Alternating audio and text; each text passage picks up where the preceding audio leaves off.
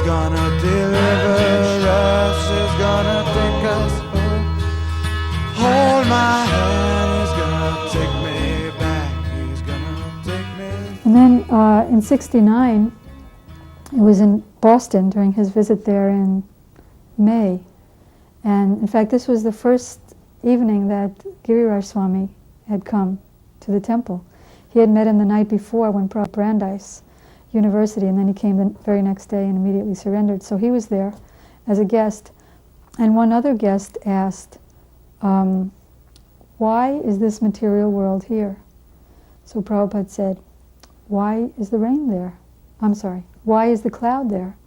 So the guest didn't know, and none of us knew. So Prabhupada said, because there's a need of rain. Similarly, there's a need for this material world. Just like the sky is there, from the sky comes the cloud, from the cloud comes the rain, from the rain comes the vegetation. Then eventually the vegetation is finished, the rain is finished, the cloud is finished, and only the sky is there. So Krishna creates this world temporarily because there is a need for the conditioned souls to come up to the human life and become Krishna conscious. So he made the most complicated things accessible. And he asked that if everything comes from Krishna, then Maya also comes from Krishna. But how can Maya, which comes from Krishna, cover Krishna? So Srila Prabhupada replied that everything comes from the sun, and the cloud also comes from the sun. But the cloud doesn't actually cover the sun. The cloud covers our vision of the sun, but the sun is never covered. So then I raised my hand and I asked the question that was on my mind, that there's so many swamis and yogis, and each one claims, each one presents a different method of self-realization, and each one claims his method is best. So how do I know actually which is best? And Srila Prabhupada replied by asking another question, that what is your goal? Do you want to become God, or do you want to serve God? Then Srila Prabhupada said that if you want to become God, that means that right now you're not God. And how can not God become God? God is always God. And then he said Krishna is God. He never has to become God by meditation or yoga. And when he's playing on the lap of Mother Yasoda, he's God. When he's speaking Bhagavad Gita to Arjuna on the battlefield of Kurukshetra, he's God. He's always God. He never has to become God. Then he said that you can become godly, but you cannot become God. He said God is in your heart, and he's ready to help you.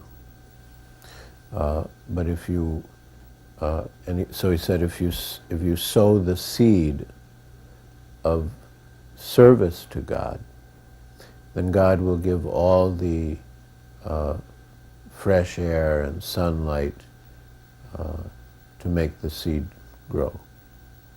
You water the seed by chanting. So he said that God is within you, he's in your heart, he's ready to help you if you want to serve him. But if you want to become God, why should God help the competition? You see, one Indian gentleman, middle-aged Indian gentleman who appeared to be like a very well-to-do businessman. So he asked Srila Prabhupada in a rather challenging way, why are you building new temples when there are so many old temples needing renovation and repair? So Srila Prabhupada didn't answer the question directly. Srila Prabhupada asked that man, who is that lady sitting next to you? So that man said, well, she's my wife. Then Prabhupada asked him, why did you get married? So the man got completely flabbergasted, so he couldn't answer. Then Prabhupada provided the answer. He said, you got married because you wanted to have children. Putrarthe kriyate bharja. One gets married, one accepts a wife in order to get children. But why get children when there are so many children loitering in the streets? And then Prabhupada explained that just as you want to have your own child, similarly devotee wants to build his temple and install Krishna, and in this way offer the temple to Krishna. In 1967, Prabhupada, I was painting some picture in the altar room, and he called me into the greeting room. He said, I want to give you some idea for a new painting. So I thought that he was going to explain something, and then I would do that. But instead of explaining, he handed me a print. That was, for the first 2 years, I only copied. I didn't make up my own compositions. So I got a good, what's the word, groundwork in what things look like. So he gave me the picture of Narada Muni, very, very beautiful in an enchanting looking forest, and playing the clappers and the veena. And he asked me to paint it. So a few days later, they went pretty quick because I didn't get into too much detail. I brought the painting to him almost completed, and he said, it's all right, but it looks like he has breasts. So I went and corrected it. Then he accepted it, and he again wrote on a small piece of paper, Narada Muni Bajai Veena Radhika Ramana Namane. And he translated it, that Narada Muni plays his veena and chants Hare Krishna.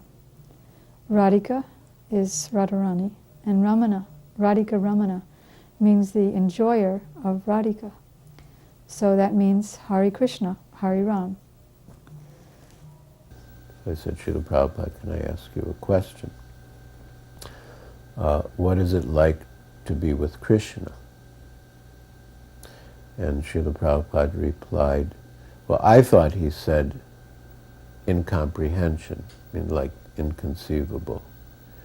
But later Hansaduta said he thought Prabhupada said that's confidential. And anyway, I thought he said it's conceivable. So we drove to Harvard Divinity School, and Srila Prabhupada gave a brilliant lecture.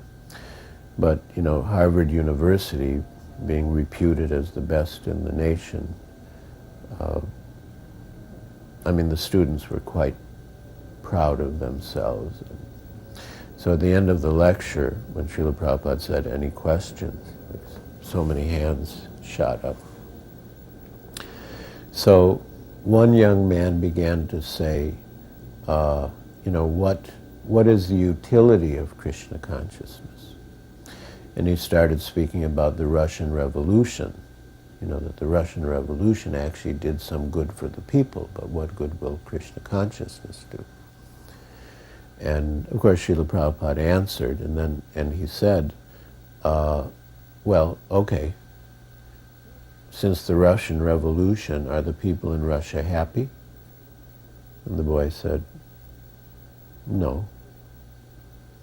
And Srila Prabhupada said, then what is the use? And even if things get better for some time, again after some time they will get worse. So what is the use? And he explained the benefit of Krishna consciousness. Then another young man asked, you say we should chant Hare Krishna, repeat Hare Krishna, but couldn't we get the same effect just by repeating numbers, just counting numbers? So Srila Prabhupada replied, yes, you can try counting, and after you're tired of counting, you can try chanting. And everyone laughed. Then someone asked, have you seen God? And Srila Prabhupada said, if I tell you falsely that I've seen God, will you believe me? So at first the boy didn't know what he just heard. And Srila Prabhupada repeated, if I tell you falsely that I have seen God, will you believe me? And the boy said, no. Srila Prabhupada said, then what is the use of the question? So like one after the other, he was completely defeating all the opponents. And so quickly, without any hesitation, that the students were stunned. I mean, the whole room became hushed. And they realized they were in the presence of a superior personality. One morning, Prabhupada was having his oil massage. Harisori Prabhu was giving him a massage on the roof of Prabhupada's quarters in Mayapur. I took some letters that I replied, went to Srila Prabhupada, and I used to read the letters out to, the replies out to Srila Prabhupada, and then Prabhupada used to sign them. Prabhupada signed the letters, and then he continued to take his massage. And although Prabhupada signed the letters and I should have left, but I just sat there and watching Srila Prabhupada having his massage. And then Prabhupada just started to speak on his own. I mean, addressing me. He told, many lifetimes you tried to enjoy, but you can see that you are still not satisfied. So just offer this life to Krishna and don't get involved with any woman. And then he explained the futility of man-woman relationship. He explained how sex desire is actually the chain that binds us in the material nature. And that's why the material nature is called Moithunagara, or a prison house of sex desire. And in this note, Srila Prabhupada spoke for about, I don't know for how long time, like half an hour, 45 minutes. And when I left, I felt that Prabhupada actually wanted me to become a sannyasa. I mean, that's just a feeling. Then a year later, in '68, when I was in Boston, because Prabhupada said whatever painting he gave me to do, he wanted it for whatever temple there was. First there was only New York, then San Francisco, then Montreal, then Boston, and then Seattle, and Los Angeles. So each time the painting had to be in greater numbers. So I was doing my second Narada Muni painting, and I wanted this for San Francisco, because Prabhupada was in Los Angeles and soon would be coming there, so I thought it would be nice to welcome him. But I wanted this painting to be better than my first. I thought the first was crude and amateurish. So I had remembered that when I was Karmi, before I joined Prabhupada, I lived in New York, and I saw that in the Metropolitan Museum of Art, there was one exhibition of the Mona Lisa. And people would come from all over the world and line the streets. The streets were lined for 3 blocks. And finally you get a 1-minute viewing, and then you have to move on. So I thought, I'll make Krishna pictures on the same level as Leonardo da Vinci's pictures or Michelangelo's pictures. And in this way, Krishna conscious pictures will be famous all over the world. So I went to the library and got some references of some Michelangelo pictures of Jesus Christ and things, and some more realistic scenery, forests, than the original print that he'd given me in New York. But of course I couldn't find any Indian background, so I found a American redwood forest. And so I went back to the temple and began work, and after about a week or two the painting was finished with a muscle-bound, gaunt-cheeked Narada Muni wearing a Christ-like dhoti and in a redwood forest. And I mailed the painting. I used to go to the lumber yard and get the crates and nail the crates and cut the frames and everything. So I mailed it to, sent it on one of those Greyhound trips. And then the devotees wrote me back letters that this has increased our ecstasy in the kirtan, and we jumped practically to the ceiling seeing this painting. It was so wonderful. And then about a week later, Prabhupada went to San Francisco, and he didn't have the same response. He asked Govinda Dasi, she somehow or other, wherever he was, she ended up his personal servant, to write me that he was looking at one print of, you know that picture of Suradas and 5-year-old Krishna, and he's blind and he's playing on his veena, and Krishna is just listening. So Prabhupada said that this is the Vedic milk drinker's conception of beauty. Full, smooth lips, full, smooth cheeks, and sweet red lips. This is the milk drinker's conception of beauty. And what you have done is the meat eater's conception of beauty. Gaunt cheeks and muscles.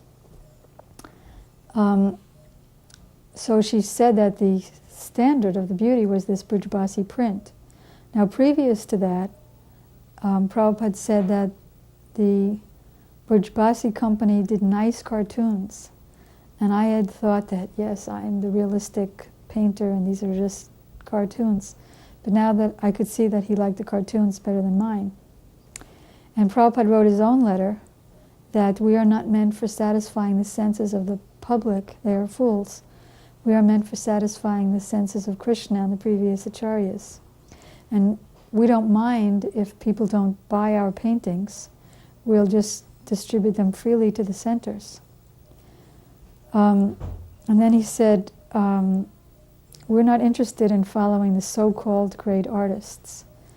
The other day, I went to I meaning Prabhupada, went to a Universalist Unitarian church, and on their walls they had these pictures, these paintings of still lifes of like ropes and bamboo rods and fishermen's nets.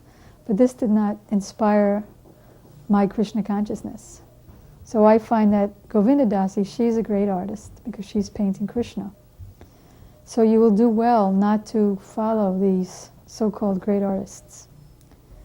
Then I was completely devastated, depressed, discouraged, miserable, suicidal, and I wrote back a 3-line letter apologizing. Then about a week later, which means Prabhupada answered instantly. In fact, that's another thing of his qualities, is that although he was the busiest person in the world, he answered letters quicker than anyone else in the world. So a week later I got a letter from him saying, this is the first time that I've received a letter from you that's only 3 lines. Please don't be depressed. The thing is, there's this story. And then he told the story of one Brahmin who was away from home. And generally Brahmins, according to the religious tradition, they're only allowed to eat at the house of a Hindu. If they would eat at the house of a Muslim or any other, they would be ostracized from the Brahminical community. So he was away from home and very hungry. So he went to this Mohammedan's house, and the Mohammedan fed him. But then when he said, do you have any more? The Mohammedan said, I'm sorry, that's all I have. So he left the house and lamented, I've lost my caste, and still I'm hungry. So that was another analogy. So Prabhupada said, so it takes a very long time to become a great artist. And in the meantime, you lose your Krishna consciousness. So take whatever talent you have now and immediately engage it in Krishna's service. Then, and he said, and we'll talk further when I come to New York. And he told me exactly when he was coming. So maybe a couple of weeks later, he arrived in New York, and again all the Boston devotees went down there. And Prabhupada asked to see me after his darshan. And I didn't know what he was going to say. He just asked me to sit there. And so, not waiting for him to say whatever he had to say, I just blurted out, I'm so sorry I did that painting of Narada Muni. If there's some way I can make it up, I'll do it over or whatever.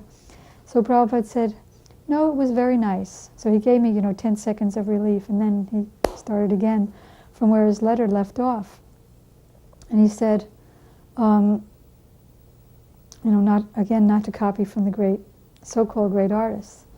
Then he said, in fact, people don't even like a painting for how technically great it is, but who did it? Like Picasso. Picasso's art really isn't that good, but he has a name, so everybody buys his paintings for so much money. They say, oh, so-and-so painted that? Oh, very good. So I said, I was feeling a little better by now in his association. And so I said, oh, well, we say that too. We say, oh, Swamiji said that? Oh, very good. So Prabhupada was so humble, he said, of course, that is love. That is a different thing. Just like a mother has a blind child, and out of love, she calls the child Padma Lochan, or lotus-eyed. And then he was talking so casually that I didn't realize how we were sitting. But when I finally looked, we were sitting, he had this trunk desk, and his trunk desk was covered by some kind of blanket. And that's where he did a lot of his work. And so we were both sitting like that on his trunk desk. And so he said, since we were talking about eyes, he said, I like your eyes, cat's eyes. Everyone likes cat's eyes, don't you? So I was completely flustered, and I said, I like your eyes, lotus-eyed. So Prabhupada was sitting on his mat, and then he threw himself over halfway onto the floor, and he said, oh, I'm an old fool. And I was so bewildered by his overwhelming humility that I just offered my obeisances and left. There were many times that I kicked myself for leaving his association. That was one of them. So that was another instruction through the hard knocks process. And of course, Srila Prabhupada's letter was also very wonderful. He said that, I'm glad to know that you have experienced at least some of the bliss of Krishna consciousness. And he said that Giriraj is the name of Govardhan Hill, where Krishna tends his cows. And sometimes devotees take stone from Govardhan Hill and worship it as Krishna. And he said, so I marked it in your presence when I met you, and I prayed to Krishna that this soul become aware of the importance of Krishna consciousness. So, of course, at the time I'd only joined 2.5 months, and our family's name was Teton. And as far as we knew, we were the only Tetons in the whole world, and we were very proud of it. And we identified with the Grand Teton Mountains, and we were very proud of it. So when Prabhupada gave me the name of a mountain, I was just astonished. I thought, he knows everything. He even knew I was proud of my mountain name. And he gave me another mountain name, just so I wouldn't feel I lost anything. So that was my initiation. So one morning, Srila Prabhupada wanted some orange juice. So there was no orange in Prabhupada's kitchen. So I went to the deity kitchen, devotee kitchen. There was no orange. So I had to go to the fruit shop, to buy some oranges. And those days, you remember, there was nothing in front of our temple. So to get the oranges, I had to go quite a distance, near the bus station. And so I came back with the oranges, and I started to make the orange juice, and the bell rang. Srila Prabhupada used to call us by ringing the bell. And so I ran to Srila Prabhupada's room. So Prabhupada asked me what happened to the orange juice. So I said, well, Srila Prabhupada, I'm just getting it, And then I went back and started to make the orange juice. And then, it took me some time to make it. So the bell rang again. But this time, the bell just kept on ringing continuously, Prabhupada just kept pressing the bell, And just by the sound of the bell, I could understand, how angry Srila Prabhupada must be. So I somehow, finished making the orange juice, put it in Prabhupada's silver cup, and took it on a silver plate and rushed into Prabhupada's room. But as I opened the door, I heard something that sounded like a thunderbolt. And Prabhupada was just telling me, like, take it away, I don't want it. I don't want it, I'd get out of here. But, I could not get out, Like, so with the bowl with the plate, with the glass of orange juice in my hands, I just kept on moving towards Srila Prabhupada. And I came to Srila Prabhupada and I held it in front of him. For some time, Srila Prabhupada didn't pick up the glass. And finally Prabhupada picked it up and he started to drink it. When he started to drink it, I realized that I forgot to bring the bowl of water that Prabhupada would need to wash his mouth after drinking the juice. So I ran to the kitchen, got the bowl of water, and then when Prabhupada was washing his mouth, then I remembered that I forgot to bring the napkin for Prabhupada to wipe his face. So this time I didn't run to the kitchen, I just went to Prabhupada's wardrobe and pulled out a towel and gave it to Srila Prabhupada. So then Prabhupada started to tell me, you are trying to serve me so nicely, but I always chastise you. You see, when one becomes old, one becomes short-tempered, so please don't mind. When Srila Prabhupada was chastising me, I didn't feel bad. But when Prabhupada started to speak like that, my heart just broke. And I tried to tell Prabhupada, please don't speak like that, Prabhupada. But my voice was choked. And then finally but Prabhupada continuously speaking, like in that note, like how when one becomes old, one becomes short-tempered. And then I managed to speak up and I told Prabhupada, please don't speak like that. I make mistakes, and if you don't correct me, then what will happen to me? That's one of the instances I remember when Srila Prabhupada chastised me very heavily. Regarding the getting inspiration from the so-called old masters, I was concerned about that in 1968 because I knew I wasn't very talented and I was wondering if I should study. So I wrote to Prabhupada and he wrote back that there's a story that the man who lives next to you in the house next to you speaks a different language. He's from another country. And his house one day is on fire. Now, you want to tell him to do something. If you take the time to learn his language, in the meantime everything is finished. So somehow or other express it. Like he told one story that in India, a lot of Britishers were the owners of the shops and the Indian people worked for them. So one Britisher was out and it was a cloth shop and some monkeys came and messed everything up.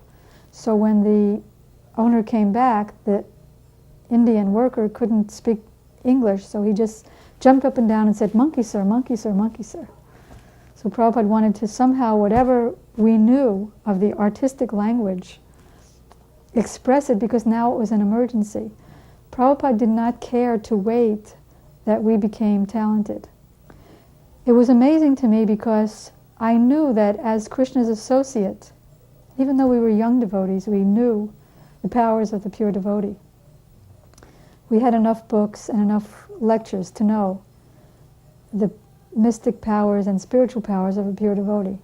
So I knew that he could have asked a demigod or gotten some big powerful person on the earth to paint for him, and yet he took us who really had no talent, or extremely little. And on top of that, he wasn't interested in waiting until we got talented by many, many paintings before we started to work for his books. Even the Krishna book was 1960, early 69, and he took us from, that was our first attempt at our own compositions, and they were extremely crude, and still he wanted it done at that time. And you know that Prabhupada came when Krishna chose that particular time for him to come, in those very historical, sociological 60s times. The whole thing was planned by Krishna.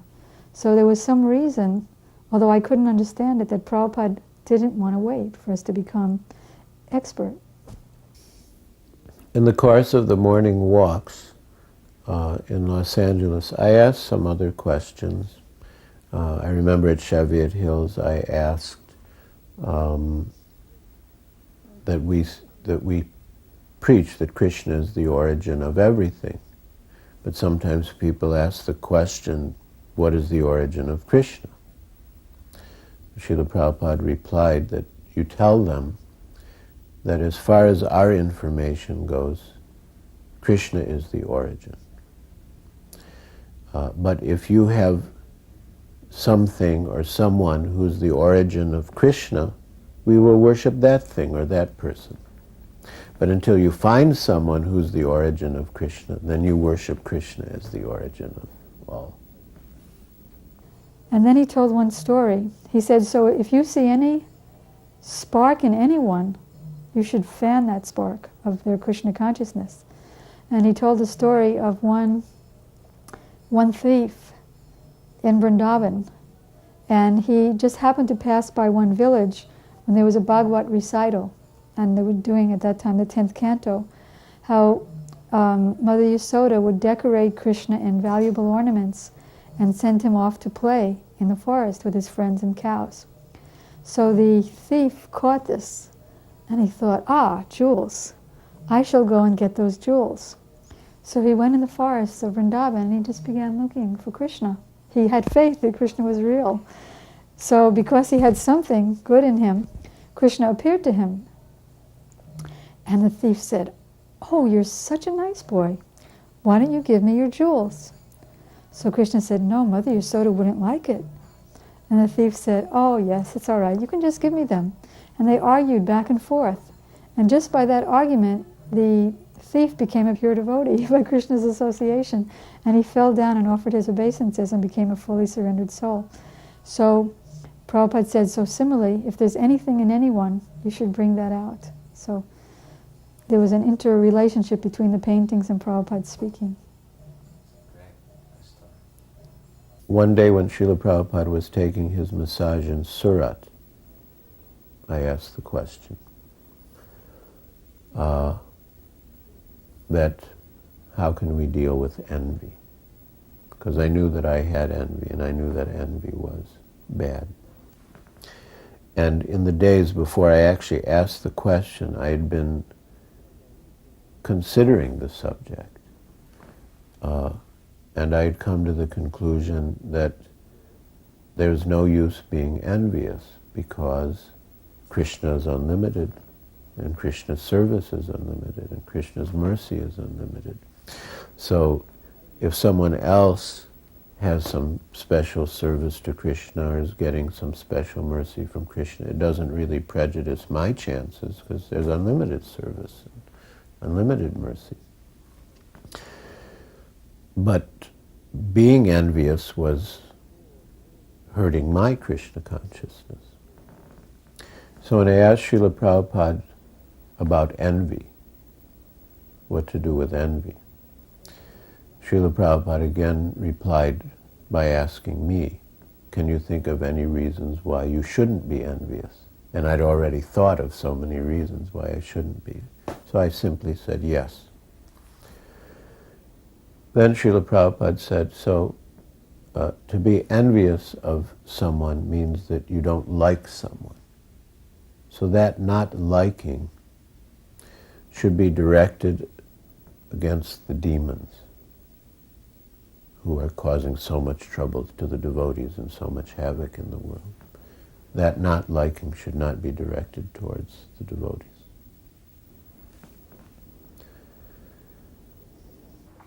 You see, Prabhupada just opened the Gurukul in Vrindavan and opened a new building actually. The new building was constructed. The Vrindavan Gurukul was going on. The new building was inaugurated. And Srila Prabhupada was very happy with the new building, and he used to tell people that about the Gurukul building when the people came for his darshan. So one very important businessman came to see Srila Prabhupada from Delhi. He is Jayadayal Dalmia, one of the biggest industrialists in India. So he came with his 2 daughters-in-law and their children. And he was a very old man at that time, and very nice and pious man actually. So Srila Prabhupada was telling him about the Gurukul education system, and then he asked him to send his grandchildren to the Gurukul. And he explained to him that the modern education system is simply meant for creating Sudras, how to get a good job. That's the purpose of education. But your children, your grandchildren, do not need to get a job, but they should actually become the leader of the society. And that's why he should actually send his grandchildren to the Gurukul. And Srila Prabhupada also mentioned that, see, the Gandhis, Indira Gandhi's sons, Nehru's grandchildren, coming from such a aristocratic family, such a noble family, but look at them, they have become rascals and rogues. And he said that, do you want your grandchildren to become like that? No. Train them up to become the leaders of the society, a real leader of the society. And in this way, Srila Prabhupada actually explained. Now later on, I got to know his son, the father of one of the grandchild, and he told me that at that time his father was so convinced that he was planning to send his son to the Gurukul. And I know the son, his name is Abhishek Dalmia. Although he didn't go to Gurukul, but he has, although he didn't go to the Gurukul, but he keeps a sikha, I mean, the family is very, very pious, and it's unfortunate that he didn't send his son to the Gurukul, but I mean, you can see the potency of Srila Prabhupada's preaching. He is one of the richest men in India, and he was considering to send his grandson to the Gurukul. Today I was writing about 1968, and at that time some new girls had joined in New York, and very young, 15, 16 years old, and they had some artistic propensity.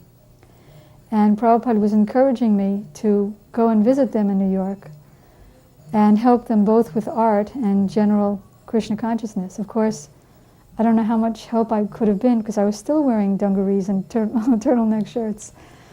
And I was painting in that way, and whenever I had to change colors or clean my brushes, I would just go like that on my dungarees. So I don't know what kind of example I was, but still Prabhupada was again, he took us from scratch and didn't wait till we became expert in anything. So he was encouraging me to go to New York, and he would call them my assistants. He would be so encouraging. And then he started talking about a brahmacharini ashram.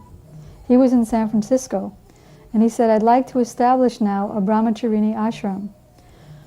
Where a female equivalent of the brahmachari ashram, where the ladies could get training.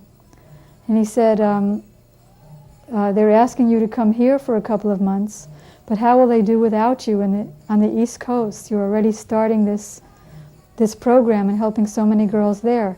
Maybe all the girls from San Francisco should come and join you there in New York. And he was just being so encouraging that even though I didn't know anything really about Krishna consciousness, I thought, yes, I'll do it. I'll train up all the brahmacharinis. So that was actually the beginning of the brahmacharini ashram. So I went into Srila Prabhupada's room in Calcutta, and I said,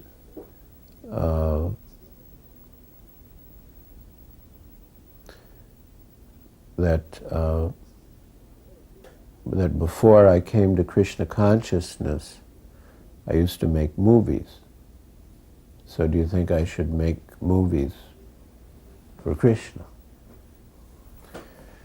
And Srila Prabhupada replied, there are others who can do that. Our main medium is books. Then I said that I also like to cultivate big people. He said, oh, that is very important. Yes, you should cultivate big people and convince them of the importance of Krishna consciousness.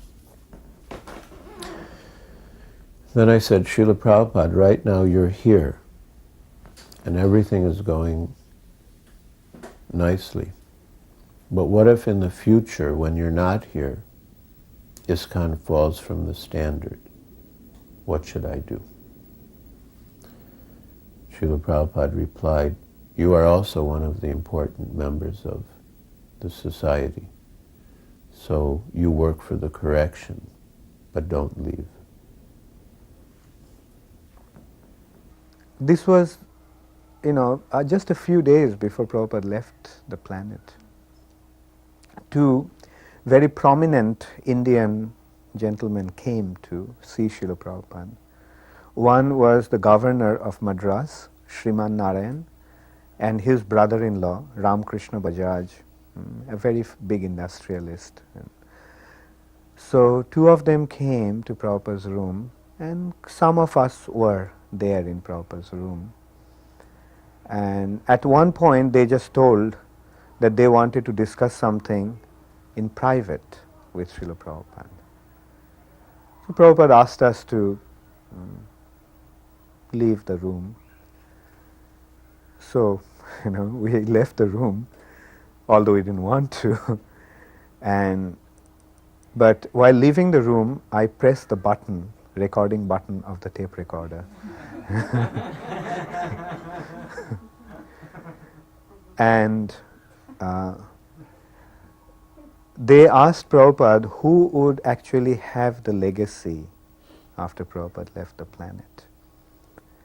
And Prabhupada mentioned to them that he is giving the legacy to all his disciples, and whoever follows will have the legacy. That was actually printed in the Back to Godhead that came after Prabhupada's disappearance, Prabhupada's final instructions, and this one was there.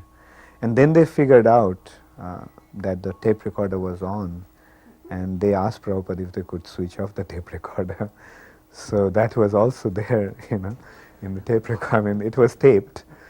And I don't think after that they had any serious discussions. Actually, what they wanted to know, who would become Prabhupada's successor. But Prabhupada made it very clear that he is giving the legacy to all his disciples, all his followers. So whoever follows has the legacy. And he didn't want to appoint any successor as such.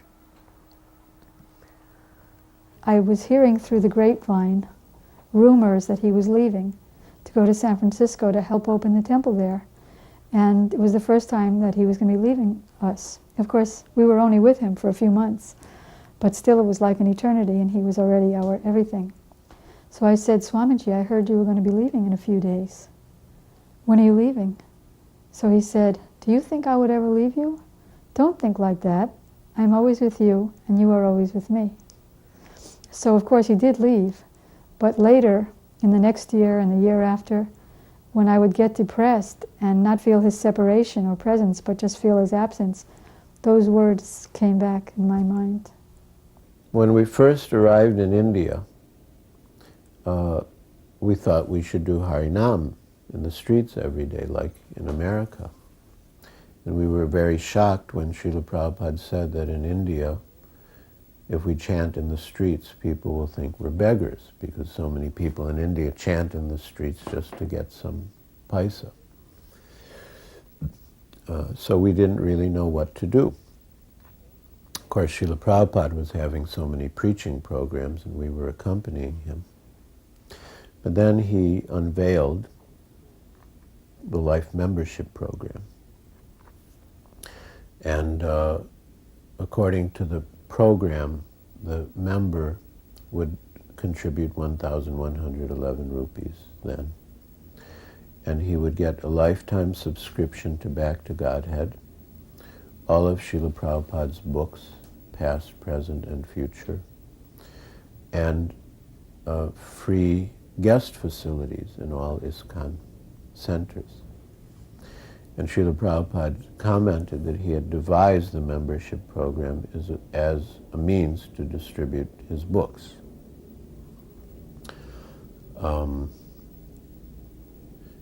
Krishna Goswami raised the point that that if we give him all the magazines and all the books and give him free stay and prasad in all the temples, we may end up spending much more than 1,111 rupees in the member's life. But Srila Prabhupada replied that you'll always be going back to the life members, and they'll always be giving more and more. And, he may only give 1,111 rupees to become a life member, but in the course of his life, he may give 10,000 rupees.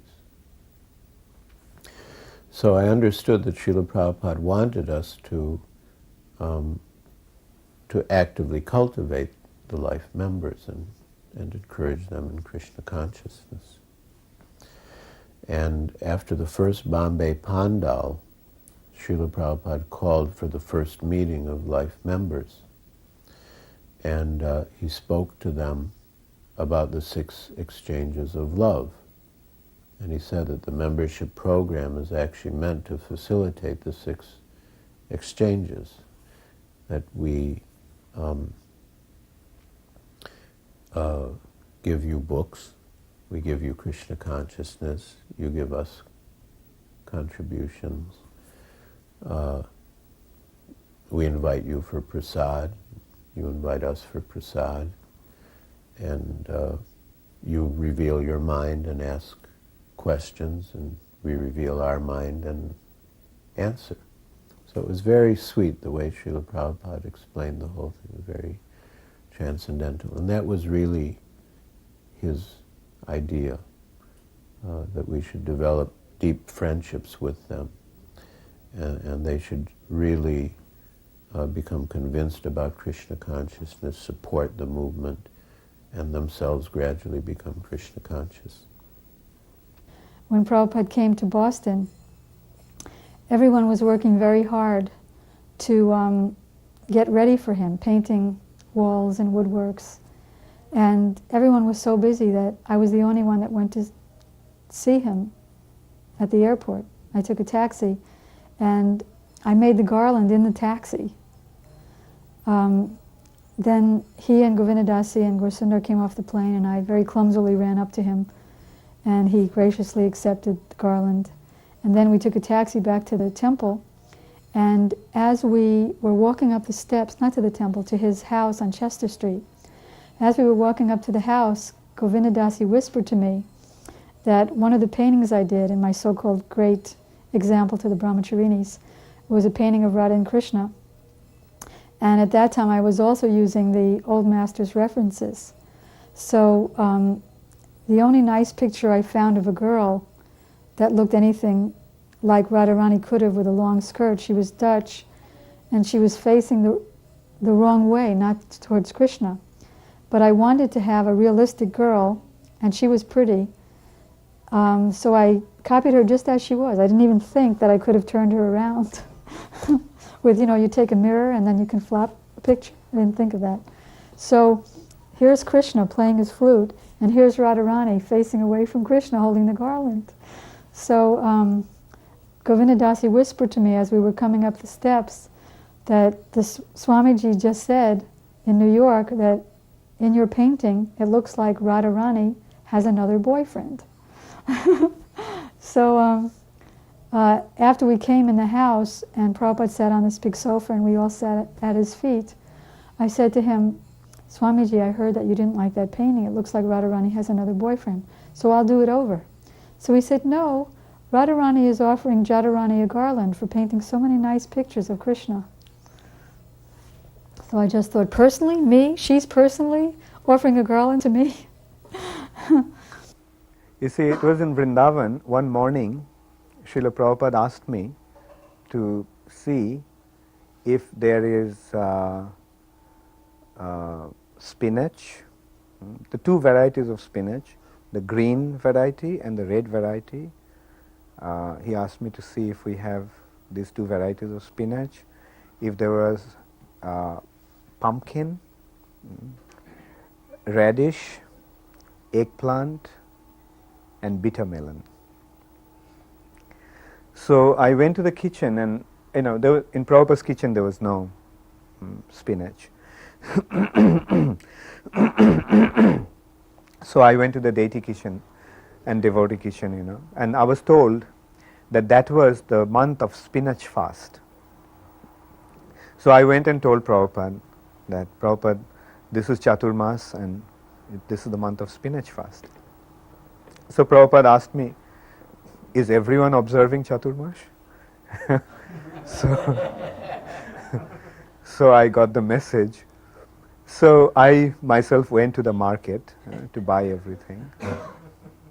And I went to the market and I thought I got everything. Then I came back and I told Prabhupada, I got everything. So Prabhupada asked me, what you got? So I said, Prabhupada, I got these two varieties of spinach, I got eggplant, I got pumpkin, I got radish. And then I remembered that I forgot to get bitter melon. But it was so stupid of me, like I told Prabhupada, I lied to Prabhupada, and I said the bitter melon.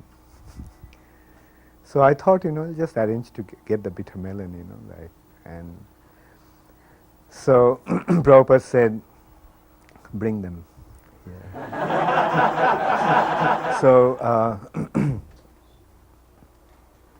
I ran out, so Prabhupada asked me to bring it. So I ran out, and there was an employee in the kitchen, in the guest house. His name was Kishan. So I gave some money to Kishan, and I said, Kishan, take the cycle, go to the market, and get some bitter melon. And so I was, I thought it'll take 10-15 minutes, And in the meantime, I went to the kitchen, I started to prepare other preps. And I was kind of, running back to the gate and kitchen and back, And then finally Kishan came back. And he said that there is no bitter melon in the market. And so I already went to the kitchen, the devotee kitchen. There was no bitter melon. And at that time, I felt as if, the whole world is crumbled down on me, And I was literally praying to Krishna, like, please save me from, now I have to go and tell Prabhupada that I lied to him, that I forgot to bring bitter melon. And like I was kind of dazed and walking back. I was kind of preparing myself. Now I have to go and tell Prabhupada. I didn't tell him at that time because I thought that Prabhupada would get annoyed with me and start chastising, and now who knows, what kind of chastisement I'll get, And so usually what I used to do is take the passage next to the temple, the Parikrama Marg, and walk up to the up to Prabhupada's kitchen. But I was so dazed, I walked up to the Gurukul building, and then I started to, go that way through the Gurukul building. And there, I saw on the balcony, on that passage to Gurukul, there is one green bitter melon.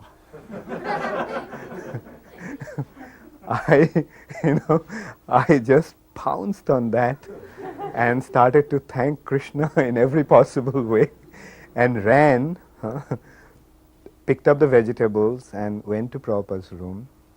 And Prabhupada was already taking his massage. So before taking his bath, he used to take his massage. So I went to his room and I told Prabhupada I brought the vegetables. So Prabhupada told me how to cut the vegetables. And then finally I said, Prabhupada, and the bitter melon? And so Prabhupada looked at me and said, bitter melon. And just the way Srila Prabhupada said bitter melon, I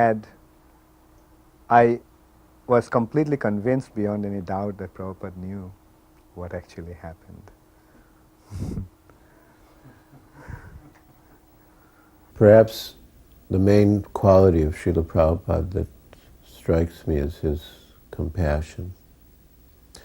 And of course his compassion was manifest in the intense desire to make everyone Krishna conscious.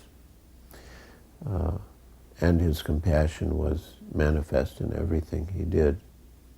I remember one incident where Srila Prabhupada was giving a public program outdoors in Indore. And there were hundreds and hundreds of people in the street. It was arranged in the street. And the kirtan had just finished and the lecture was just about to begin. And I just had some silly question in my mind and I just wanted to ask Srila Prabhupada. So without thinking of anything, I just went right up to Srila Prabhupada in front of everyone, right in the middle of the program. And I said, Srila Prabhupada, the verse such and such, where does it come from? And Srila Prabhupada looked at me and he said, Hari Bhakti Sudodaya, perhaps. And then I went back and sat down and he continued with the program. So years later, I would reflect on the incident because sometimes devotees would interrupt me when I was in the middle of some activity or some thought, and I'd get very disturbed. And then I'd think of Srila Prabhupada, right in the middle of a big public program. For no reason at all, I just go up to him and ask this silly little question. And he didn't get upset at all. He very patiently and considerately answered it. So whenever I feel someone is interrupting me or intruding, I think of Srila Prabhupada and how kind he was. Madhusudana asked Prabhupada after his lecture, if prasadam is stale, is it still all right to eat it if it gets old? And Prabhupada said, simply, if you have got the faith, meaning if you don't, you'll get sick, and if you do, then of course you can take.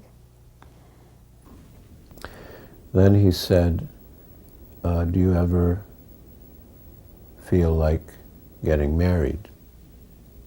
And actually I didn't. So I said no.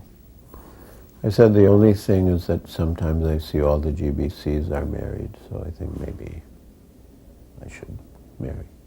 And he said, you will never be GBC. Then he said that the demands of the body, like sex or any other demand, are like itching.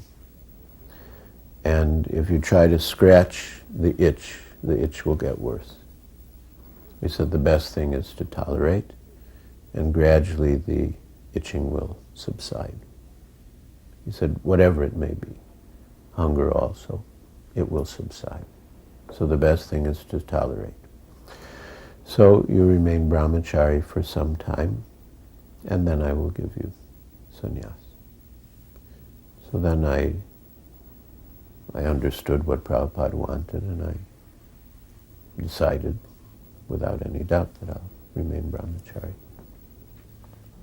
Then I didn't know that I wasn't getting initiated, so I was there. In fact, anybody was there. But Govinda Dasi, who was Prabhupada's one of his personal servants, she wasn't there because she knew she wasn't going to get initiated, and she felt bad. So she came in late in the second part of the ceremony during the fire sacrifice. And when she came in, the fire sacrifice was sort of near the door, the front door. So when she came in, Prabhupada looked up and said, oh, I was just thinking, where is the girl? And Krishna has sent. Then the landlady not came in, but stormed in, because she was a drunkard. She was the wife of the landlord.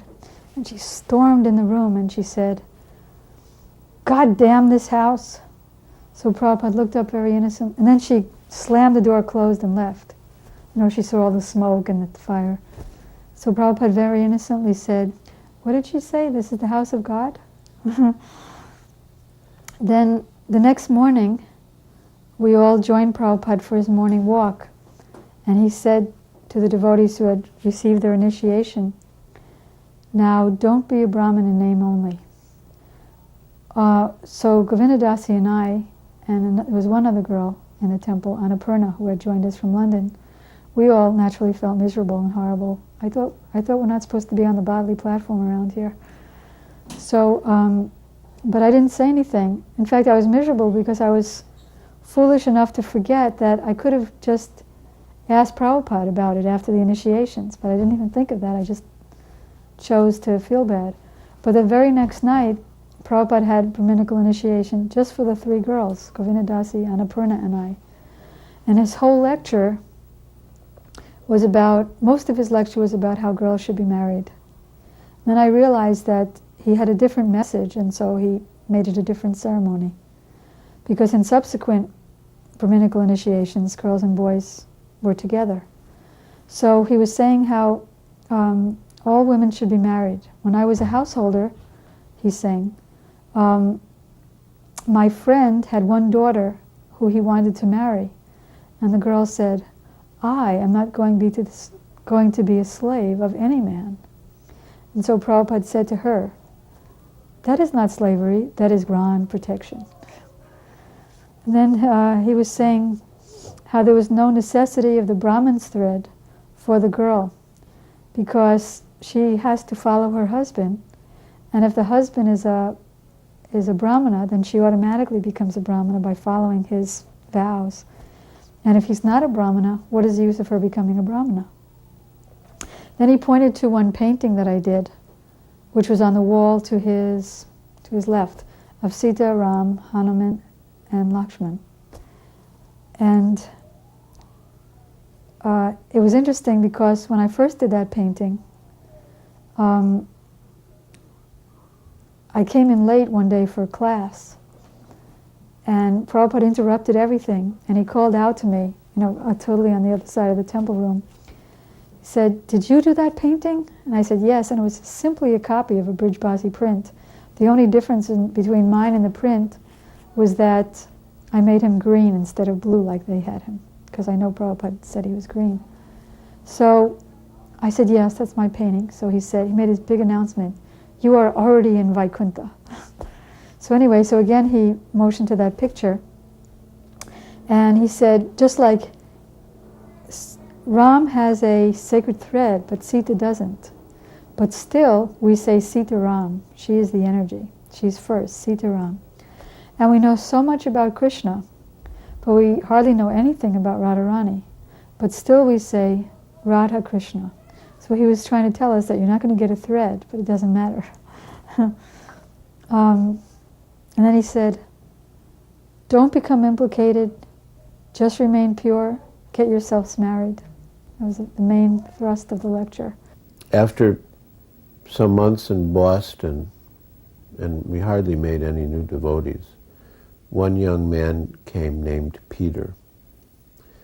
And Peter was very eccentric. He used to sit in the hallway at the entrance to the building, and he would like lean his back against the wall. A lot of the times he would have his legs out straight. He would read. Sometimes he would just lie down in the hallway and sleep. So we were getting quite upset, because the first thing that any new person would see was Peter, slouched out in the hallway and sometimes completely asleep. So Satsvarupa Maharaj wrote Srila Prabhupada what to do. And Srila Prabhupada wrote back, what's the matter? Can't you tolerate? So that was the answer. And we tolerated. But we felt uneasy, but we tolerated. After some days, Peter, and he came to be known as Crazy Peter. After some days, Crazy Peter left Boston and went to New Vrindavan.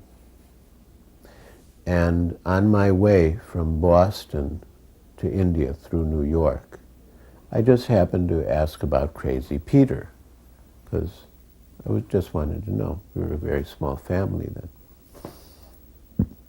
So the devotee said he'd gone to New Vrindavan and he was doing very well, and that he was going to be initiated. I was like quite amazed.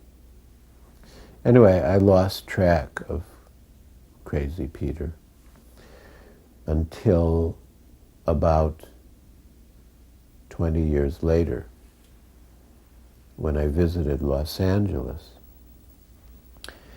and I saw Crazy Peter at Mangalarti.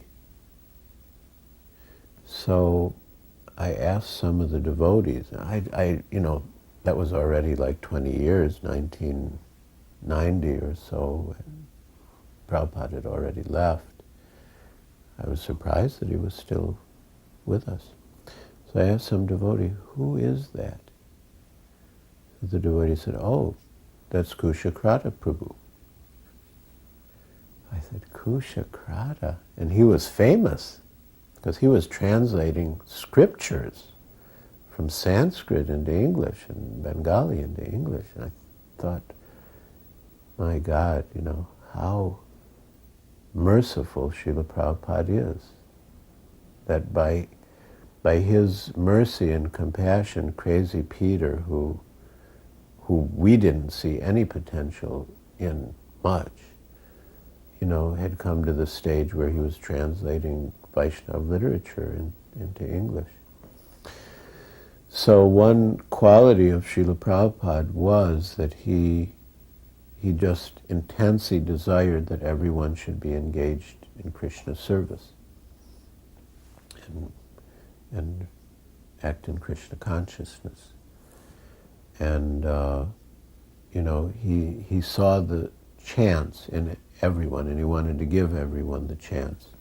And he was really ready to extend himself to any extent. Prabhupada taught me to cook one preparation called bati chachari. It is made with pottle and potatoes. And you put a lot of ghee and a lot of chili, a lot of red chili. And so Prabhupada asked me to cook that preparation. And But Prabhupada's stomach was not very good at that time.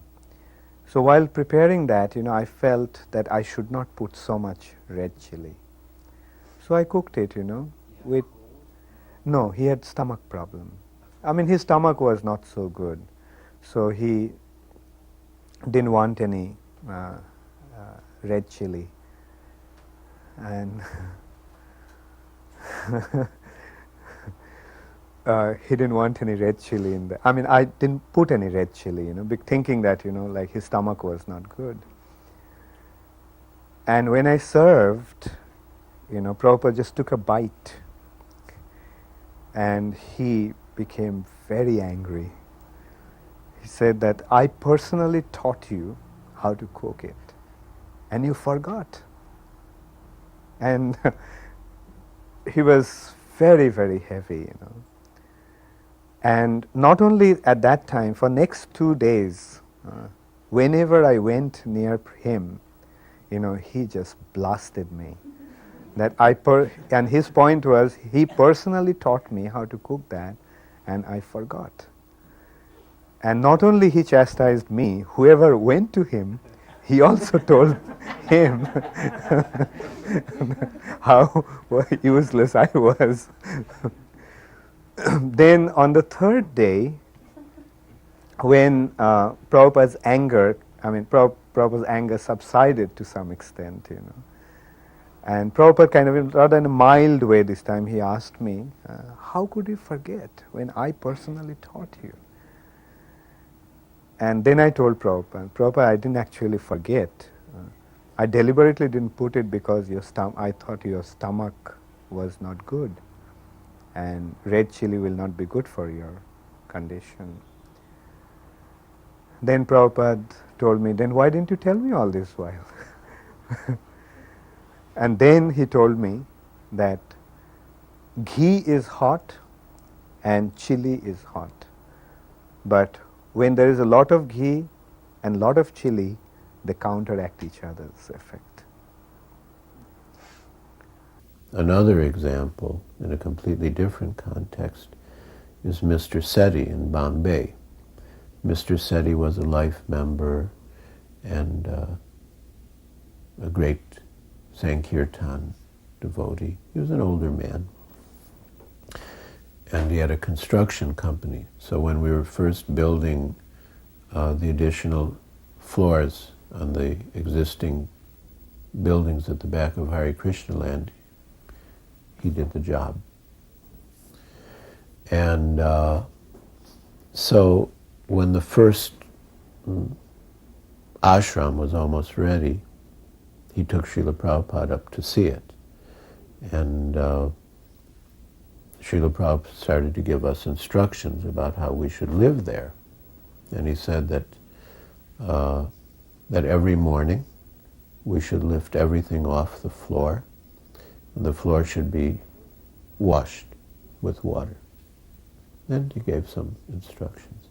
And then he said to Mr. Sethi that just as you are building these rooms for my disciples here, Krishna is building your rooms for you in Vaikuntha.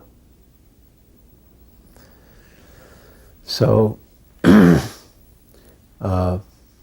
as time went by, we ultimately built the guest house, and on the top floor of the tower facing the sea was Srila Prabhupada's quarters.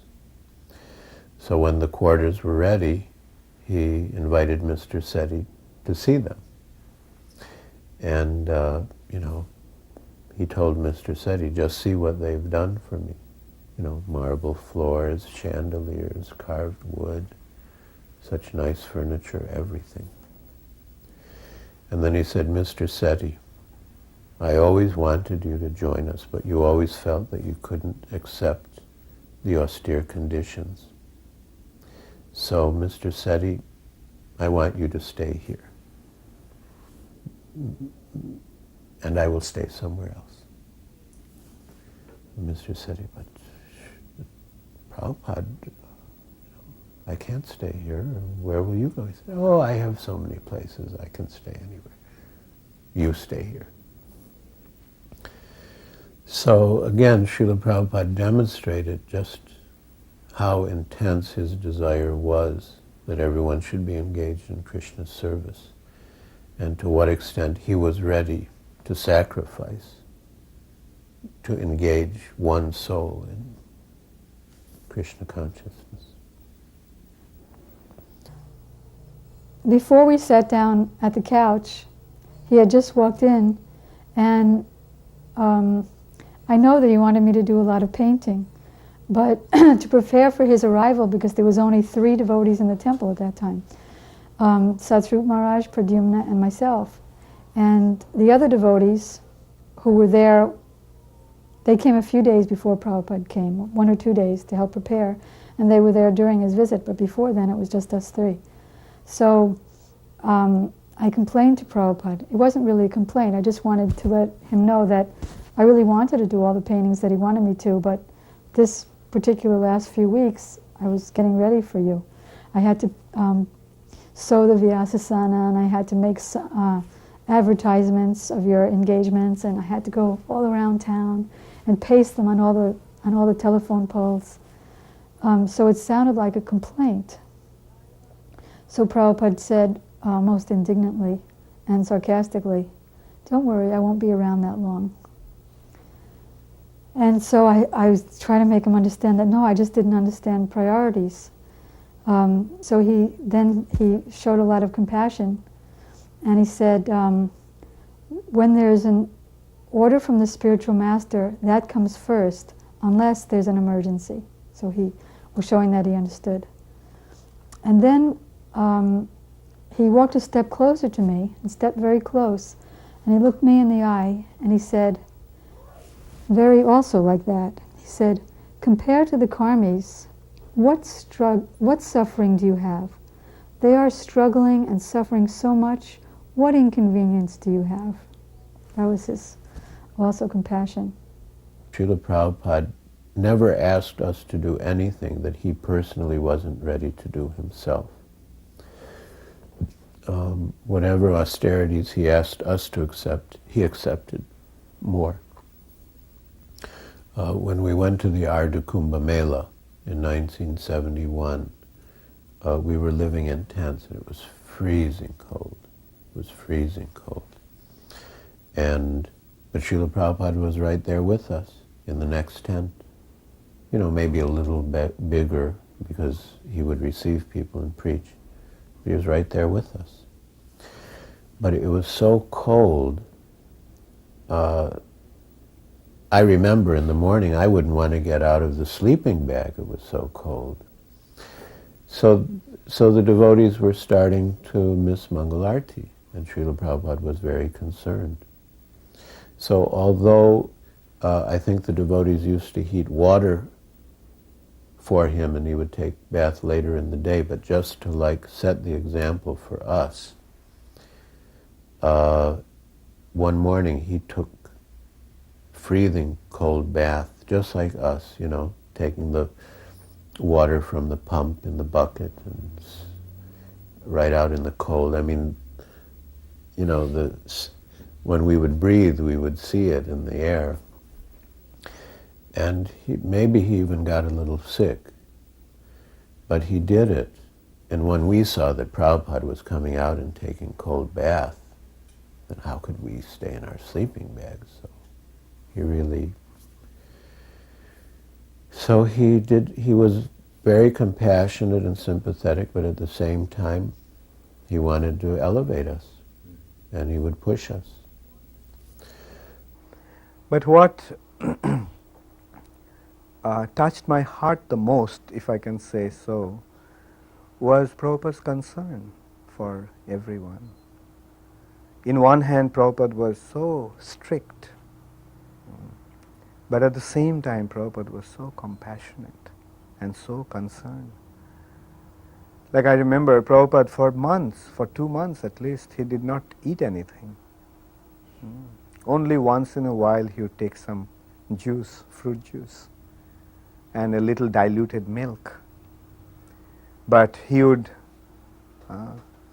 inquire how the devotees were eating, how the devotee prasad was. So one day Prabhupada asked me to go and check out how the devotee prasad was. And I came back and told that the prasad was not so nice.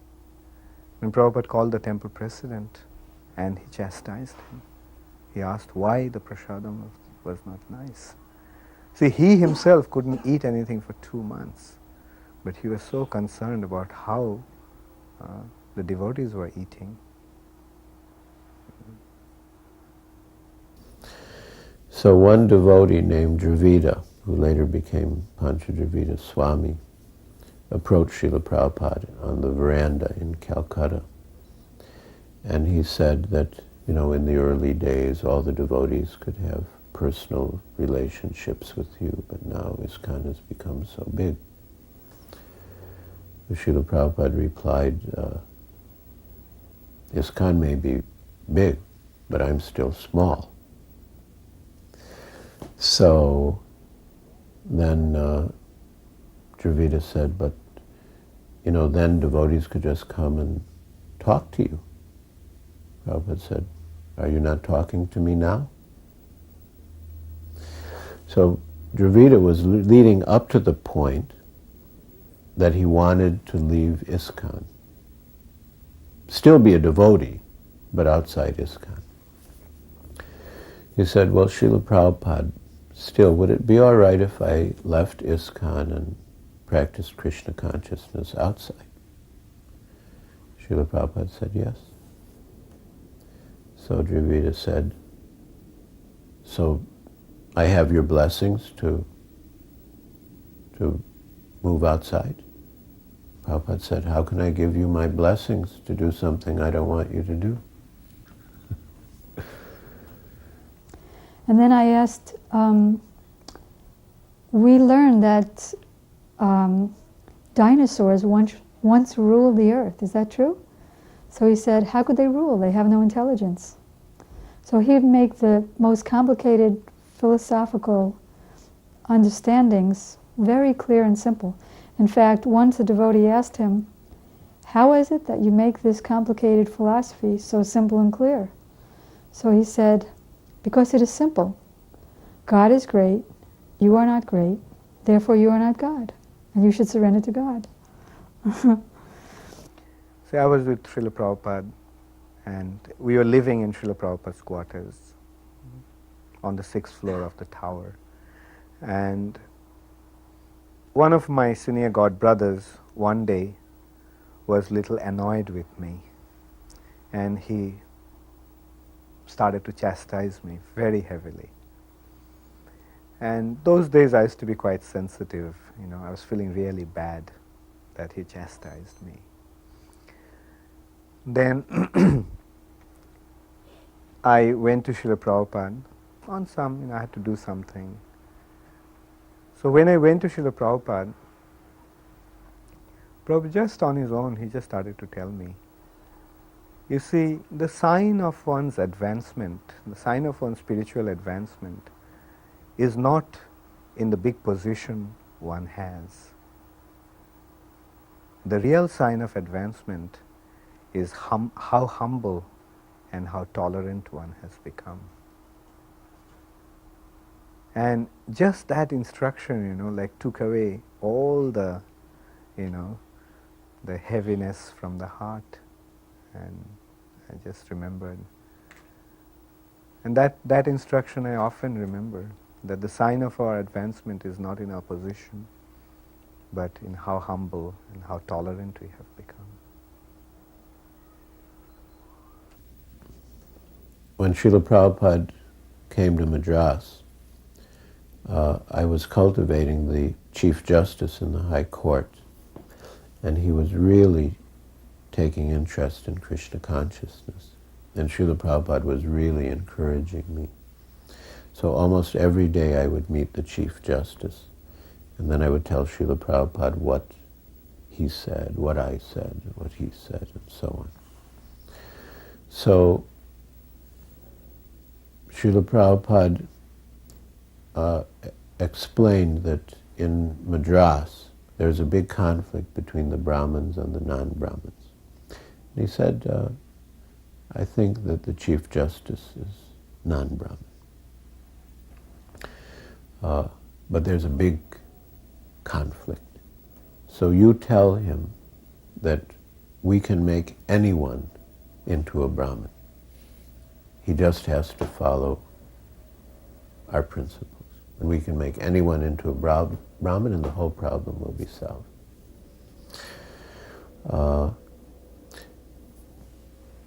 So finally the Chief Justice came to the point where he wanted to be initiated.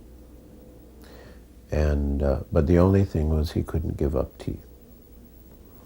So I told Srila Prabhupada, and Srila Prabhupada said, well, for a big man we can make a little exception.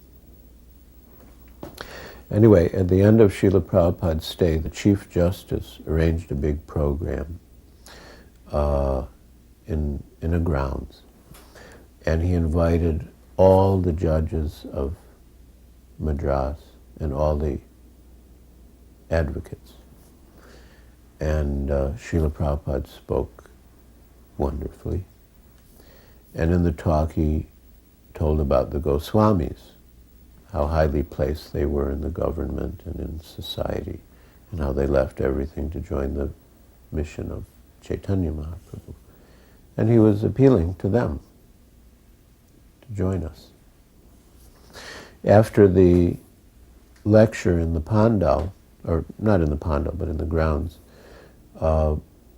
we went to the Chief Justice's house, and he had a silver statue, small silver statue of Krishna. And Srila Prabhupada engaged little Saraswati, Shamsundar Malati's daughter, who was just a few years old, to demonstrate a very important lesson in Krishna consciousness. So he held the little statue in front of Saraswati. And then he hid it behind his back. And she became bewildered. And Srila Prabhupada said, Saraswati, where's Krishna? And she didn't know. She began looking this way, that way, everywhere. She couldn't find Krishna. Again, Prabhupada said, Saraswati, where's Krishna? And she became even more anxious. Where's Krishna? Looking here and there. Then finally, one of the devotees gave the hint, Saraswati, who has Krishna? Then her eyes lit up in recognition. Oh, Prabhupada has Krishna. Then she looked towards Prabhupada, and Prabhupada very slowly and carefully brought the deity of Krishna out from behind his back and held it in front of her. Prabhupada has Krishna. Then Srila Prabhupada said that this is the mood of the Goswamis, that they were always anxious. Where is Krishna? Not that, oh, now I've seen Krishna, now my business is finished. So he continued the theme of the Goswamis. And in the lecture he was quoting how Tyaktva Turna Mashesha Mandala Patishadi Sada Tuchavat, how he kicked off all aristocratic association to join Chaitanya Mahaprabhu and work for the welfare of others. And then he continued on the same theme, going to the last verse and using little Saraswati. So he really knew how to reciprocate with everyone and how to satisfy everyone, simultaneously, like a 3-year-old child and a 50-year-old high court justice. Once, this was in '69, Arundhati was a new devotee then in Chai, so she asked me to ask him if he heard Krishna's flute, if he could hear Krishna's flute. So I asked him, and first he said, why not?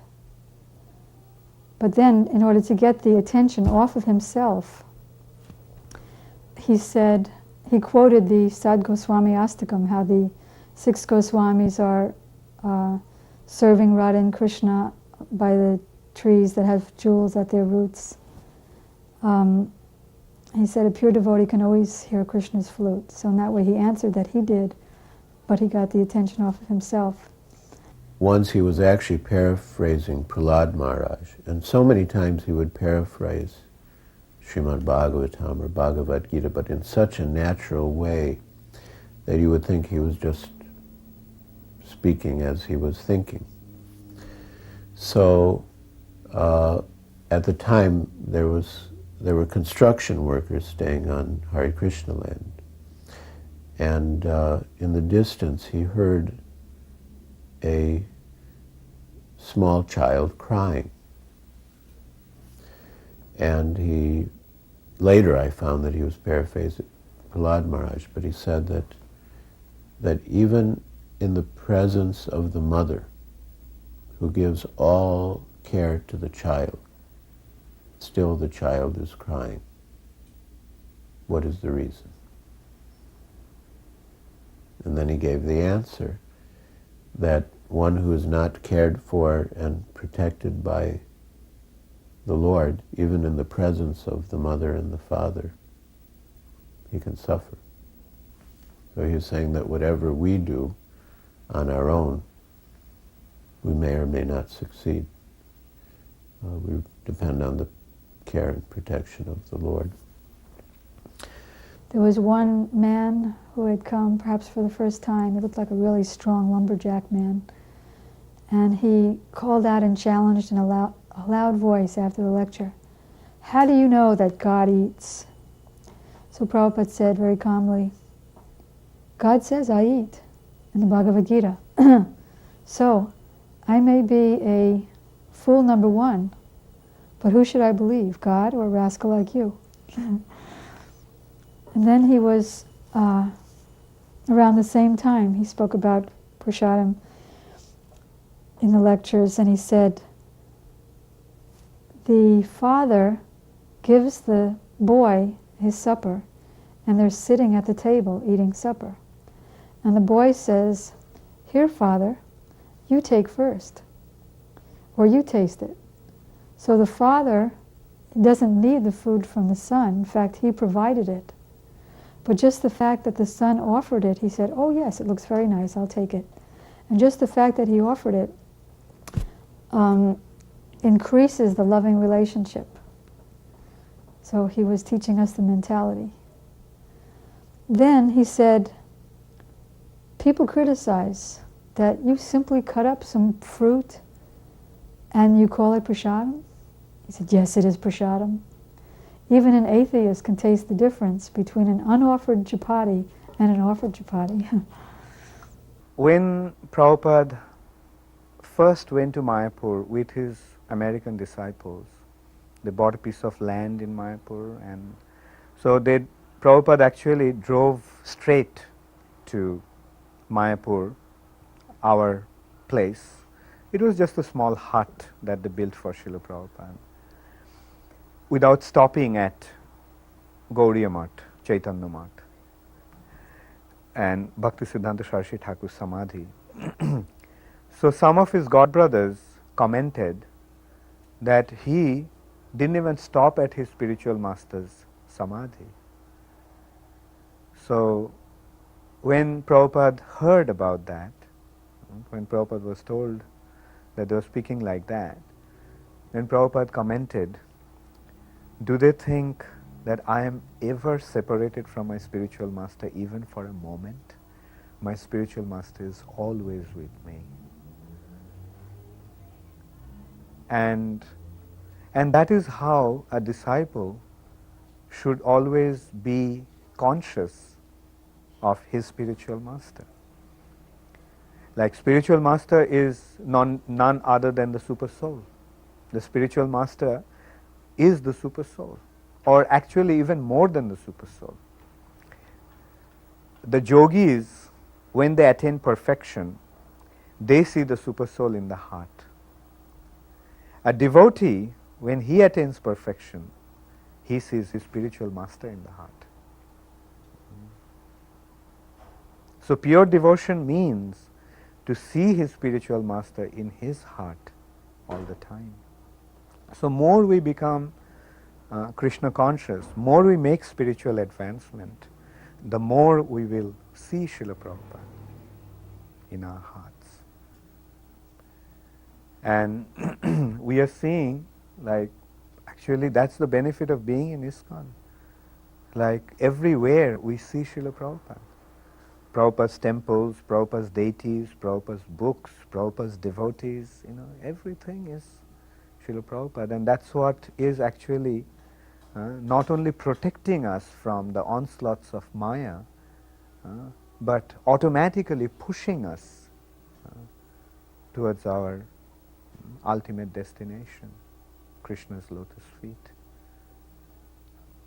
With a businessman, he would give a business example. Like with Mr. Mota, who was a businessman, he said that that according to Chanakya Pandit, at the time of death, even if we're willing to spend crores of rupees, we cannot get one moment more to live. So he was saying that that means that every moment is worth crores of rupees. And the time that is spent in Krishna consciousness is profit. And the time that is not spent in Krishna consciousness is loss. So he said, you make your balance sheet and you see the profit and the loss, and you use all your time in Krishna consciousness. So after the class, one boy stood up and asked, well, isn't it all like a dream? And when you wake up from the dream, you see that there's really nothing there from the dream. So don't we lose our individuality and just kind of merge? That was the big philosophy of the time, merging. So Prabhupada said, well, you're not the person in the dream, but it doesn't mean you're not a person. You're somebody who had the dream. And although you were thinking that you were somebody else in the dream, when you wake up, you realize who you are. So that's how Krishna consciousness is. So every morning, Dr. Patel would come to Juhu and take Srila Prabhupada in his car to Juhu Beach in the bad weather. And in the good weather, he would just walk with Srila Prabhupada to Juhu Beach. But Dr. Patel was sort of a Mayavadi. At least sometimes Srila Prabhupada would call him a Mayavadi, although he would deny it and say that he was a Vaishnava. So one morning, Srila Prabhupada criticized some famous Mayavadi sannyasi of India. And Dr. Patel really got upset. He really felt offended. And ultimately he left. So later, the devotees were very upset with Dr. Patel because he was always arguing with Srila Prabhupada. And when Srila Prabhupada, to his mind, insulted one of his gurus, Dr. Patel really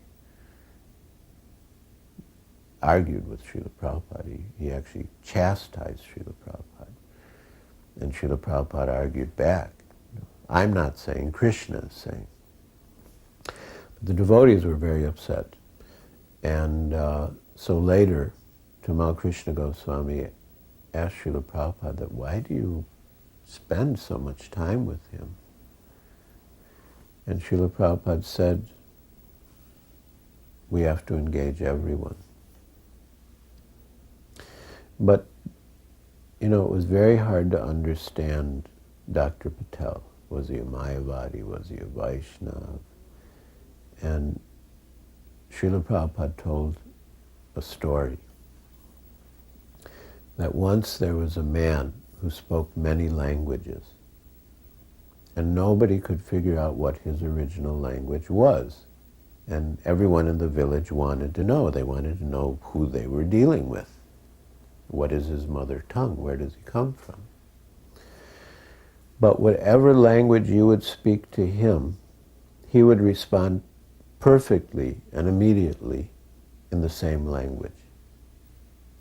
So, how to find out? Then one man said, I will find out. So once, when the other person wasn't looking, he came from behind and gave him a slap. And immediately he started cursing in his original language. So Srila Prabhupada said that Dr. Patel was like him, that whatever language you spoke to Dr. Patel, he would respond in the same language. But when we hit on the sensitive point, then his real language, then he spoke in his real language.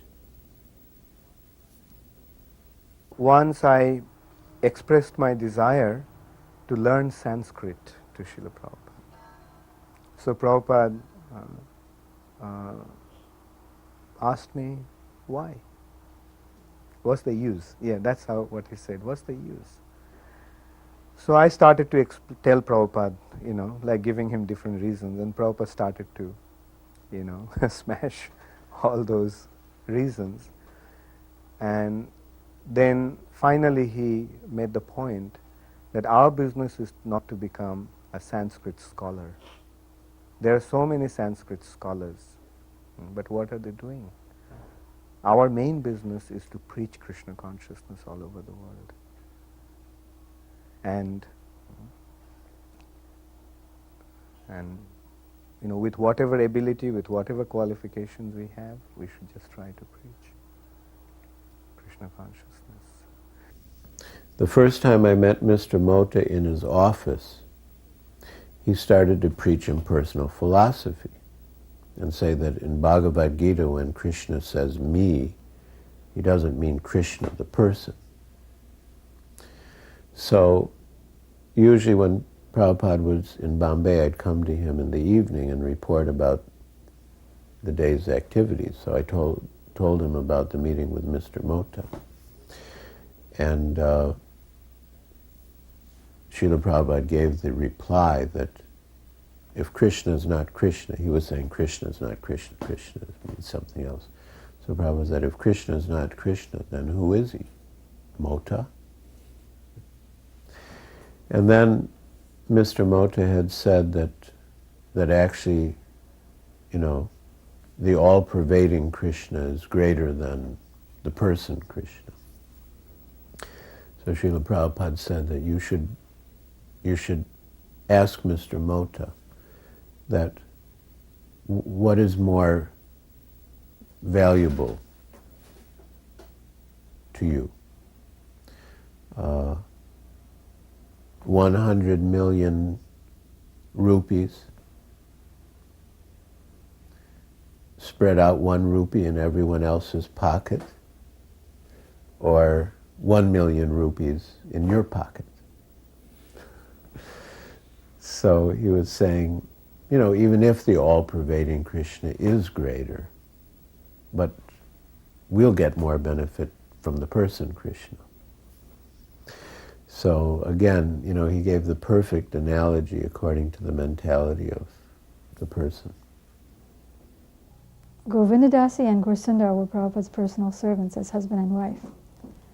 And we were all surrounding Prabhupada in Chester Street getting the nectar, except for one person, Gursundar, because he felt that he was always with Prabhupada, and better if he studied his Bengali so he could help Prabhupada later with his Chaitanya Charitamrita translations. So Prabhupada stopped his nectar and said, "Where's Gursundar?" Nobody knew, but somebody went out and brought him back. And even though Gursundar was with Prabhupada so often, Prabhupada chastised him and said, "Don't you ever think you're too advanced to hear." There was one time in 1974, Radha Ballabha at that time was the manager of the press in New York. And the press was doing a reprint of the Krishna book. And we felt that the original Krishna book paintings were very crude. And so we wanted to put in new paintings which told similar stories. So we spent hours picking out better versions of the old Krishna book paintings and sent them to Ramaswara in Los Angeles. And he showed the paintings, the new offerings to Prabhupada, and Prabhupada rejected 99% of them. He said, these old Krishna book paintings are our Iskcon trademarks, and unless you have sanction from me, you can't replace any of them. And he would tell why. Here, this is such a beautiful picture, and this one just simply shows a black face of Putana. How can you say this is better? And we did one of Vasudev, in the original Krishna book, Vasudev crossing the river Jamuna, carrying baby Krishna, without Ananta, and we wanted to replace it with another painting that wasn't the same pastime, but another pastime, but better, more expertly done. And Prabhupada said, how can you take out this painting? It's so important. And so Ramaswara said to him, but it didn't have Ananta over him. He said, then put in Ananta, but don't take out the painting. So he was very, very strict on the paintings and their importance and how they have to be exactly right. So he instilled in us time and again the importance of the paintings. So on the first night of the Pandal, there were many Naxalites in the audience ready to disturb. And the Pandal was arranged that on the two sides there were chairs for VIPs, and then in the middle and at the rear it was just carpet for people to sit on the floor. So the Naxalites began making agitation. Why do some people have chairs and not others? And they were folding wooden chairs, and they started to smash the chairs together to make a disturbance. So Prabhupada was trying to speak, and they were making a big disturbance with the chairs. So some devotees went to speak to them, and the Naxalites took advantage and started shouting at the devotees, and the devotees started shouting at them, and the disturbance became worse. So we didn't know what to do. Prabhupada stopped everything, and he just started singing in the microphone. Govindam Adipurusham Tamaham Bhajami. And with his eyes closed in intense absorption and love for Krishna, he began to sing the Govinda prayers, not thinking of anything else. And gradually the Naxalites were overcome by the influence of Srila Prabhupada's devotion. And they started to become quiet. They put the chairs back in order and they just left. So Srila Prabhupada really had complete faith in Krishna and in the holy name of Krishna, more than he had faith in his personal strength or his personal ability. And I know that when we act in the same way, depending on Krishna and Krishna's mercy, Krishna always reciprocates. Then we asked about having children. And at that time, one of the reasons that Prabhupada married me because of my health, so it still wasn't very good. In fact, it got a little worse. So we asked about having children, and Prabhupada wrote to us that, first we asked if we could be like Bhaktivinoda Thakur and pray for a ray of Vishnu, like he did. And Srila Bhaktisiddhanta Saraswati Thakur came as his son. So Prabhupada wrote back, we cannot imitate the acharyas, we can only follow in their footsteps, so you shouldn't pray for a ray of Vishnu. Then,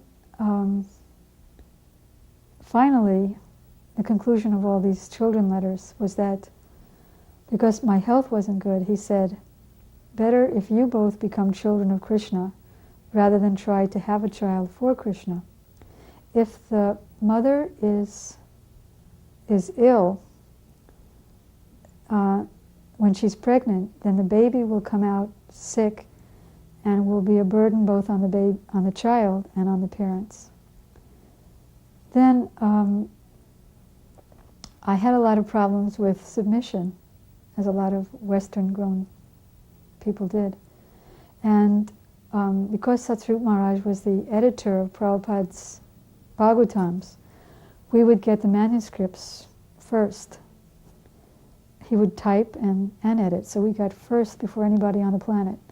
So one thing I read from the transcription was, it was the story of Devahuti and Kardama Muni.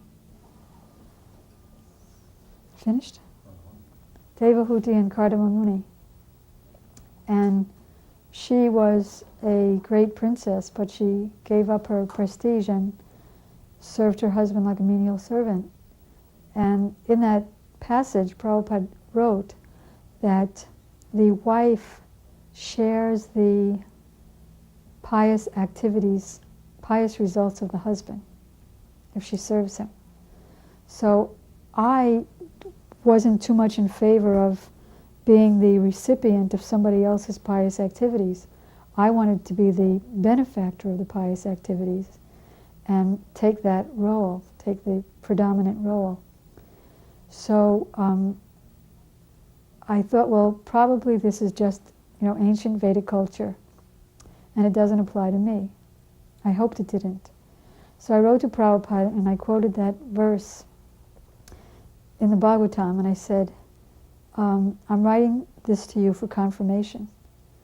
So Prabhupada wrote back, he said, yes, it is confirmed by me that the wife is the shareholder of the husband's pious activities, so you should know that Srimad Satsarup, his life fully dedicated to Krishna, you should follow his instructions. Of course, he cannot stop or interfere with your service to me, but at least you should follow the general instructions.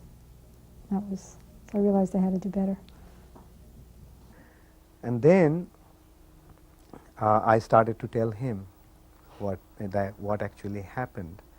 That I told him about Bhima's Mahaprasthan. Prabhupada heard about that, and right after that Prabhupada was planning to go for a parikrama of Govardhan, and I feel Prabhupada is actually planning to go on a Mahaprasthan himself, the final departure. And then Babaji Maharaj said, then we can't let him go. Then I said, Babaji Maharaj, the only person who can convince Prabhupada not to go is you. So Babaji Maharaj was so humble, he said, me? How can I tell him? So I said, you are the only person who can actually convince him. So then Babaji Maharaj, he just got up, washed his hands and mouth, and walked straight up to Srila Prabhupada and said, I heard everything, and I feel that you should not go to parikrama. Then Prabhupada said, Babaji Maharaj, if you say so, then I will not go. And at that time, we kind of took it for granted that Srila Prabhupada came to Vrindavan to leave his body, And so around that time, Tamal Krishna Maharaj one day, he told me that we don't really know what to do if Prabhupada leaves his body. If Prabhupada left his body, we didn't know what to do. So he asked me to find out from Krishna's Babaji Maharaj. And so, I went one afternoon, late afternoon, I went to Madhav Maharaj's mat, where Krishna's Babaji Maharaj was staying. So I went, but Babaji Maharaj was not there. So waiting for him for a while, I just came back. So when I came back, Upendra Prabhu, who was Prabhupada's servant at that time, told me that Prabhupada was looking for me. So I ran into Prabhupada's room and asked him whether he wanted me to do anything. So Prabhupada asked, where did you go? Where were you? So I said, Prabhupada, I went to Madhav Maharaj's mat. So Prabhupada asked, why did you go there? I mean, his voice was ringing with anger, He said, why did you go there? And I couldn't answer, why I went there. It was, how could I say why I went there? And I was just silent, and then Prabhupada's voice kept on, rising. And he was screaming, why did you go there? So finally I said, Prabhupada, I went to see Krishna's Babaji Maharaj. And then Prabhupada's voice became even louder with anger. And he asked, why did you go there? So I finally said, Prabhupada, Tama Krishna Maharaj wanted me to go there. And then Prabhupada said, oh, I see. He became quiet. From that, I learned a lesson that Prabhupada didn't want us to go out to anybody. Although he had such a good relationship with Babaji Maharaj, still he didn't want us to go to him. And that actually, it makes it, later on I got to know, how Prabhupada said that if they say one thing different from me, then everything will be spoiled. And that's why Prabhupada didn't want us to go anywhere. He was like a caring father, who was just protecting us from any danger. Then in Srila Prabhupada's last days, when he visited Bombay and he could just lie on the bed, nothing more, he was remembering his struggle in Juhu. And he kept trying to say something. He wanted to say something. That dog. And we couldn't understand what he meant, whether he meant Mr. N or that dog. And then finally it came out that at one stage he was staying at the house of Mr. Krishna Kapoor. And Mr. Krishna Kapoor had a big dog. And every morning he would drive Srila Prabhupada to Juhu Beach to walk. And the dog would sit next to Srila Prabhupada in the car. So Srila Prabhupada was just, when he was thinking over all that he had done to get the Juhu land, he thought of that dog, that he had to ride in a car next to a dog. So, Srila Prabhupada was not of this world. Just for him to be in the material world was such a sacrifice. But even within the material world, he made so much sacrifice just for the sake of us, the sake of the fallen souls, the sake of spreading Krishna consciousness. And I think that probably all of Srila Prabhupada's good qualities came together in the one effort to spread Krishna consciousness. And if we could just dedicate ourselves and surrender to Srila Prabhupada's mood and mission of spreading Krishna consciousness, we would also be forced to develop all good qualities. And